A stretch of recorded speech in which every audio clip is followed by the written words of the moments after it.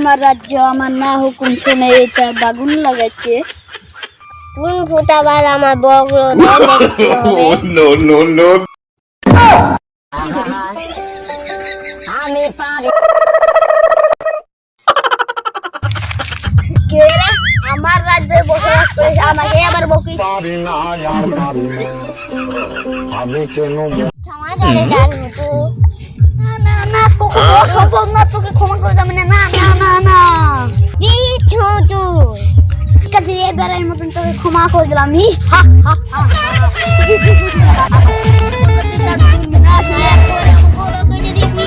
এই রাজ্য আমি কেমন করে থাকি, আবার রাজার সামনে পড়লেও তো আবার খবর আছে। এই রাজা সেই রাজা নাকি পারি না। না না না না, কখনো আমি রাজার রাজ্যে আমি থাকবো না। আজকেই আমি রাজার রাজ্য ছেড়ে আমি ত্যাগ করে চিরতরের জন্য আমি অন্যের রাজ্য চলে থাকবো না। সেনাপতি ও কি বললো? তুমি কি শুনেছো? হ্যাঁ হুজুর, আমি শুনেছি।